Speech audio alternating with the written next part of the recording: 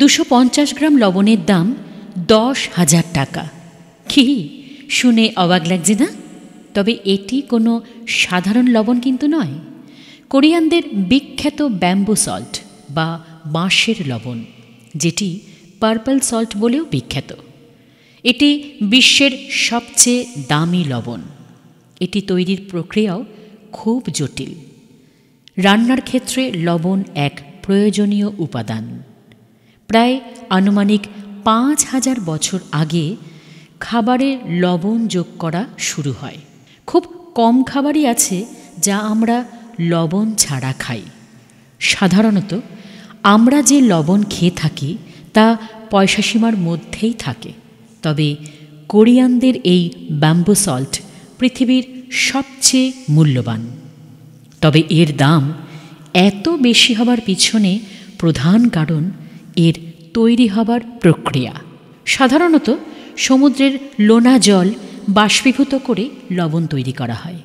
কিন্তু Korean bamboo salt তৈরি এখানেই শেষ হয়ে যায় না। দক্ষিণ কোরিয়ার পশ্চিম উপকূলের সমুদ্র থেকে এই লবণ সংগ্রহ করা হয়। এই লবণকে বাঁশের ছোট ছোট টুকরো করে সেটার মধ্যে ভরে রাখা হয়। বাঁশের টুকরোগুলো পর পর সাজিয়ে 1400 থেকে 1800 ডিগ্রি ফারেনহাইট তাপমাত্রায় কাঠের সাহায্যে পোড়ানো হয়। এভাবে প্রায় 9 বার বাঁশের টুকরোগুলোকে পোড়ানো হয়। উঁচু তাপে লবণ সম্পূর্ণভাবে গলে বাঁশের মধ্যে একটা ছাঁচে পরিণত হয়। এটি ঠান্ডা হলে কালো পাথরের মতো হয়ে যায়।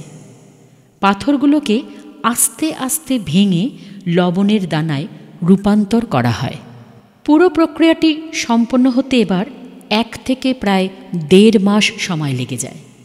পাশাপাশি পুরো কাজটি সম্পূর্ণ হাতের মাধ্যমেই সম্পন্ন করা হয়। বিভিন্ন গবেষণা বলছে, বিশেষভাবে তৈরি এই লবণে অন্যান্য সামুদ্রিক লবণের তুলনায় বেশ কিছু উপাদান রয়েছে, যেমন আয়রন, পটাশিয়াম, ক্যালসিয়াম ইত্যাদি। এই লবণ স্বাস্থ্যের জন্য বেশ উপকারী। হজম শক্তি বৃদ্ধি, ত্বকের যত্ন বা গলা ব্যথায় এই লবণ বেশ সহায়ক। তবে গবেষকরা বলছেন, কখনোই এই লবণ বেশি বেশি খাওয়া যাবে না। স্বাস্থ্য বিশেষজ্ঞরা গর্ভবতী নারী ও শিশুদের এটি না খাওয়ার জন্য পরামর্শ দিয়ে থাকেন। কোরিয়ান সংস্কৃতির অংশ এই লবণ। 20 শতকের আগে এই লবণ সরাসরি ওষুধ হিসাবে খাওয়া হতো। তবে বর্তমানে এই লবণ টুথপেস্ট বা সাবান তৈরিতে ব্যবহার করা হয়। কোরিয়ানরা কিছু কিছু রান্নাতেও এই লবণ ব্যবহার করে থাকেন। আপনি চাইলে ভারতবর্ষে বসে এই লবণ বিভিন্ন ওয়েবসাইট, অনলাইনের প্রক্রিয়ার মাধ্যমে ঘরে বসে পেয়ে যেতে পারেন। এটি পৃথিবীর সবচাইতে দামি লবণ।